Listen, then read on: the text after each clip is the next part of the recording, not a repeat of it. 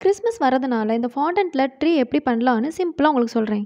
உங்களுக்கு என்ன கலர் பிடிக்குமோ அந்த கலர்ல ஃபாண்டன்ட் எடுத்துக்கோங்க. அதுல கொஞ்சம் டைலோஸோ இல்ல சிஎம்சி பவுடரோ மிக்ஸ் பண்ணி எடுத்துக்கோங்க. ஸ்மூத்தா கோன் ஷேப்புக்கு எடுத்துக்கோங்க. இன்னும் சொல்லப்போனா கோன் ஐஸ்கிரீம் எப்படி இருக்குமோ அந்த மாதிரி நல்லா ஷேப் பண்ணி எடுத்துட்டு அதுல ஒரு ஸ்டிக்கை இன்சர்ட் பண்ணிருங்க. இப்பதான் நம்ம கைவண்ணத்தை காட்ட போறோம். சிசர் வச்சு டாப்ல இருந்து பச்சக் பச்சக் பச்சக்குன்னு குட்டி குட்டியா கட் பண்ணிட்டே வந்தீங்கன்னா பாக்குறதுக்கு அப்படியே குட்டி குட்டி லீஃப் மாதிரியே மாறிடும். அதுக்குன்னு ரொம்ப ஆழமா ஸ்டிக் இருக்கிற வரைக்கும் கட் பண்ணிடாதீங்க. டாப்ல மட்டும்தான் கட் பண்ணணும். இல்லைன்னா கோன் ஷேப் இருக்கிற இடமே தெரியாம போயிடும். அது என்னன்னு தெரியல, இந்த மாதிரி கட் பண்ணும்போது எனக்கு ரொம்ப ஜாலியா இருந்தது. பொதுவாக ஃபாண்டன்ட்ல டிசைன் செஞ்சோம்னா நீட்டா ஃபினிஷிங்கா வரணும்னு பார்ப்போம்.